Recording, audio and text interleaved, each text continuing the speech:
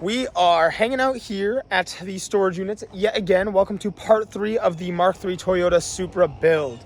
And we're going to end this video off today on a high note because we are hoping to pretty much get the Mark III Supra on the road this video. And then after that, you guys will just see it on the channel from time to time, getting some, hopefully some cool modifications or whatever else it may need. We're going to start part 3 off real fresh with the same way I started part 2 off. I got some clips from T over here. He had drained out the fuel tank. All right, guys, so Ariana and I are back here. Derek is at a car show right now. So one problem we were having is the gas door was not opening, and I thought the latch might have been broken. The latch is up ahead over there. It does work. However, I'm going to see if I can get it on video for you guys. The pulling system, which is up there, was not pulling properly for the button right here to push all the way back and release the door. I also noticed it didn't have a gas cap, so I did just put the Honda one on just to make sure something actually threaded properly, and it does. We started draining the gas. It's got about half a tank, unfortunately, and just look how bad that looks. I do have 5 gallons to put in it of fresh gas. We're gonna do some cleansing on it as well to hopefully flush out the system. But I mean, that just looks horrible. It's so green. All right, so the rest of the gas is just dripping out. I wanted to make sure it was completely drained. Fortunately, it does have a plug that we could drain all this. It makes it a lot easier for me. Just look how bad that looks. That is just such a rough color. Then we're gonna be able to put new gas in because the gas door is open. And we're gonna see if we can try and give it a good quick start. Did the exhaust as well. The exhaust is all. Oh, that's right. Yep. So that's all bolted up, which is pretty sick. Put the interior back together. Oh, beautiful. So the exhaust is all nice and ran all the way down. Love to see it. And yeah, so last video, if you saw, the car was, we got it started. It didn't want to stay running. And I'll play a clip of that. It was a little unhappy, and I was like, man, this thing's probably been sitting a while. I checked the fuel. Lo and behold, he drained it out, and it was like brown. It was no good. I love that shift knob. That was in the car. It fits good too. Beautiful. That is so sick. All we got to do today is change the oil, put some coolant in this thing. We got to find a drain plug for the radiator, so hopefully one of the ones T has will work. Nope. That's a no. We got time. There's a parts store open. We gotta do the clutch. Yep, the clutch slave needs some bolts. We couldn't do that last video. So we're under here now. We've just compressed the clutch slave. There are our 2 mounting points. We got the slave here. I basically got to put this pin right up on the fork. There's gonna be a nice groove on the fork for it to sit. Goes the train. And just gonna literally tighten this down. Alexis going in the Mark III Supra right now. And she is going to be basically pressing the clutch. She's going to press it 2-3 times. She's going to hold it down, and I am going to put a 10mm on this bleeder screw, crack it open, and we're going to bleed out all the air. Then I'm going to close it. She's going to let off, pump it 3 times. I'm going to crack it. And we're going to keep doing that until no air comes out of there. Right now she's pressing on it, and nothing is happening. The pedal's sinking to the floor. She's got to pull it up each time. That's because there is serious air in the lines. When I undid this, nothing. No fluid came out. It was just air. All right, push it down and hold it. Or keep it to the floor. All right, now do it again. And we're just going to keep doing it. And eventually the air is just going to purge out of these lines. So as you can see, we're slowly starting to get a little movement there. I'm going to crack this. Lovely. Then we're going to close it. And now press it again. Yep. Exactly. It's not going to stick to the floor anymore. So we've gotten this to a point where you have a steady stream up here. You shouldn't really have this problem, but you want to make sure this does not go empty. We're just using some DOT3 brake fluid. I'm going to want to use my other hand because it's a little cleaner. Fill that clutch reservoir and go back down, bleed it one more time, and she should have a clutch in the car. All right, boys, we're up here now. Clutch slave is now bled. That's awesome. Get this cap on there. Good. I'm super excited with that.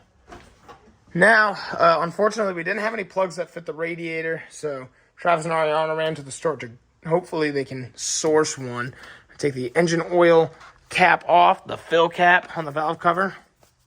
we're going to get down below, crack the drain plug, and drain the oil out of this, because we are also going to be performing that oil change, which is just going to take a couple seconds once I find the pan.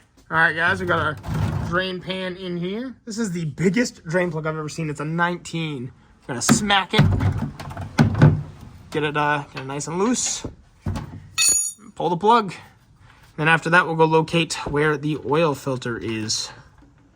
Oh, yeah. Up at the top of the car now, and I see the oil filter is right here. Kind of nice. I got to switch hands with my non-dirty hand. But basically, got to grab that oil filter, crack it loose, drain all of the oil into the pan. So I'm going to have to move the pan forward. And then we will fill it up with oil. Well, the drain plug is all tightened up. So now we're going to come up here, grab hold of this filter. And oh, that thing is loose and it's disgusting. And I got the oil pan right underneath it. Wow, this filter looks like it's never been changed. Let's try this going underneath the car now, see if that fits in the bottom of the radiator. Hopefully that works. And we just got new oil filter put in there. Looks so good. That other one looked atrocious. So we're getting there. We're making some progress. All right, guys. This is the last time the Supra is going to be on jack stands for a hot minute, or at least since it's been in here. Travis put in the new drain plug, which is chilling right up there. So basically gonna throw a little coolant in there, make sure it doesn't leak, get this car on the ground finally, and we got a lot of work to do still. Nice, man. Progression has been made. We just got to finish filling up the car with oil. Make sure we got enough in there, and then fill it with some coolant. Make sure that doesn't leak. Start the car. You can't drink the pink lemonade. Dude, it looks like bubble gum. It looks like dragon fruit. Hopefully this isn't just pouring out. Yeah, it's pouring. It's leaking. We just added some Teflon tape. This might be a temporary solution. Might work. I'm not too sure, but I think we're gonna call it good. Doesn't look like it's leaking. We'll fill it up. Put a little bit more on there. Put some pressure on it, and I think we might be good. This is going pretty good. We got the beautiful little EG. We got a nice rainbow out there. We got the Benz. All right, let's get to it. We're just gonna run it for like 10 seconds, then kill it. Check the oil. And then after that, we're gonna put the coolant. See if it even like stays running.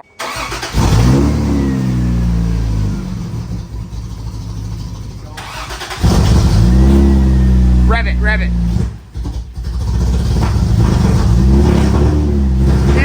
Keep revving it.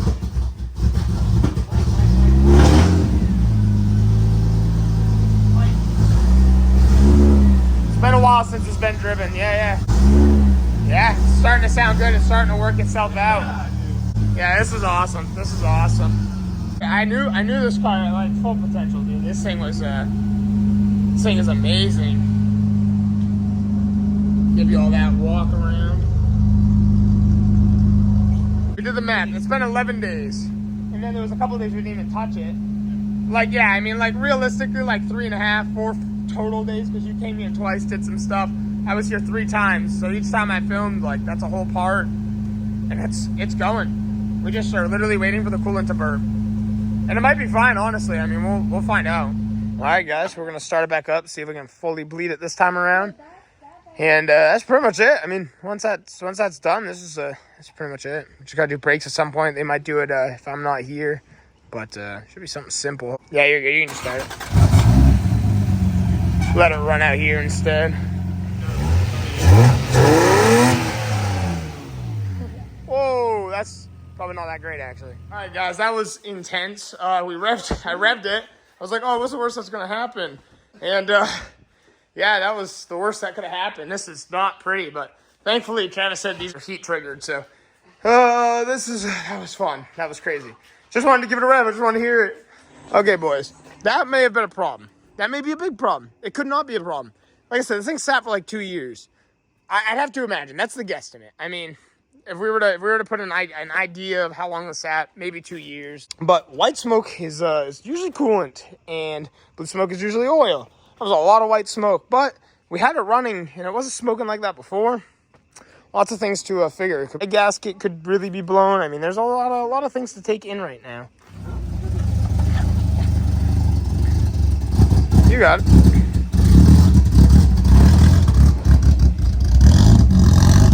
It's legit moving. Yo, give it a little. Give it some revs. right, don't give it res. I don't know. Give it a couple more. Give it 1 or 2 more. We're outside. I'm seeing if it's trying to clean itself out because it's not as bad as it just was. It's probably just got a bunch of stuff in here, man. It could be nothing.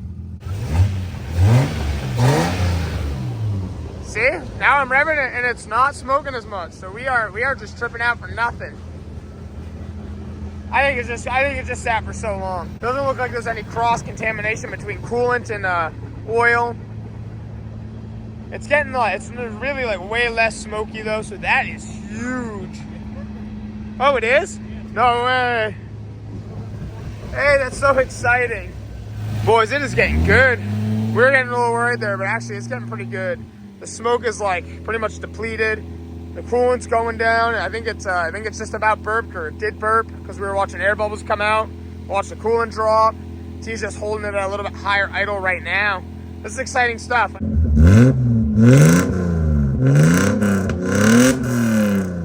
Yes, man. Yeah, she's a little smoky. I mean, it might be a little concerning, but as we've watched it go and just stay driving, stay running, it's gotten better. So, I mean, you know, it's not going to be a perfect car, but this is fantastic. Like I said, we're just doing a little walking around for y'all, a little long of a vid. Lots of fun things to fix, but this is cool. Okay, so you gotta hold it up and That's press the so button. funny. Okay, so that's It's a My Chemical Romance CD. Let's get copyrighted. That's what I thought it was. What up? Let's get in here. Y'all going under the gasket. I went over it. Ooh. Pretty neat. Oh. That was like the first thing I did. The horn to like actually work for some reason. I don't know why. all sorts of fun features in here, man. Hazards. Oh, that's a weird switch. It's just bulky. Look, you get your battery switch. Yeah, you get cruise control on the wheel. Man, what? Oh, that is just cool. It's cool, man, the options. Well, alright, everybody, I think I'm going to call this a video. Thanks for watching part 3 of us getting this thing out of the garage and moving for the first time. So yeah, it's a little bit of a mystery. They got to do brakes on it.